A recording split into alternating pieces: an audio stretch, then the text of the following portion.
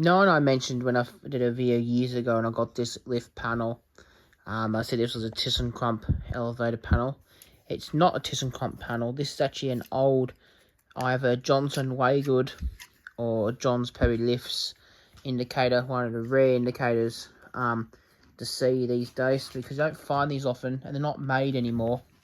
The Johns Perry lift panels are rare because the Johns Perry Lift company doesn't exist anymore, / Johnson Waygood doesn't exist, and there's not many Johnson Perry lifts around in Victoria. I know of one that still exists in service in the Shamrock Hotel. It was actually a brass version of this. The only difference is to the Shamrock one is it has basement, ground, 1, 2, 3 on it, and it have red up and down lamps. I know this one definitely did not use red and green arrow lamp bulbs. They use standard incandescent bulbs. And I've had all this years. I've never had the back. I never got the backplate for it. Never got the backplate, the lamps from the engineer, but I did get this. And I'm actually playing one day. If I can find some pictures if I find some original Johnson Perry builder's diagrams which show these indicators, I might see if I can make a replica of the original backplate we went with this. But I do want to make a backplate where I can house incandescents in it to make it light up with incandescent bulbs. This is an old one. It came out of the Market Square lifts. They had a pair of 2 lifts for the passengers instead of 2 for the goods. This came out of lift number 4. Was passenger car number 2. Because the lifts about to go car 1 and 2 was goods, and 3 and 4 was the passenger cars. So not all original. My bodge job I did a while ago with LED lamps.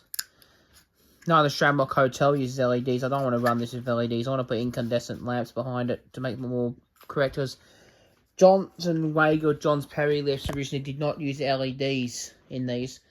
But I know one example of a lift that does use LEDs behind the original panel lights. That's at the Shamrock Hotel. It's strange. But weird thing about Shamrock Hotel is they have the basement globe incandescent, but the rest of the passenger floors are LED. Now I'm going to try to put a 9-volt battery across this in a second. See if it lights up. We'll do it shortly.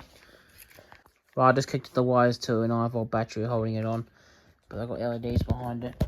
It does give the right effect because I know in my mind, I noticed in my mind these lifts. They showed a little more an orangey tinge to them. They were not white. They were an orange tinge to them. This is when it was operating.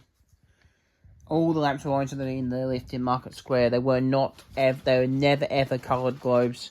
But I do know Johnson Waygood, Johns Perry did use coloured globes because the Shamrock one has coloured globes with the up and down. I think. Hang on. Down was red, up was green. Now all I've done is I just put a whole bunch of LEDs in here. I think it's called series or parallel. Can't know which way it is. But they're wide, so they all get 9 volts for a resistor. So it's down to 3 volts. But like I said, I will put incandescents behind this one. I'll build a wooden backplate for it. And what I may do, I might put an Arduino behind it and make this Arduino controlled so it actually change the lamps automatically like I would have done in Market Square. Like make it so it goes from the up, it'll come up and it'll go up to the 4th and then come back down again. I could easily do that with this because I could easily make it work with the press of a button as well. I do have the actual card panel from the lift in Market Square. It was a vandal resistant panel. But this one is my original Johns Perry lifts or Johnson Waygood elevator panel, indicator panel I got.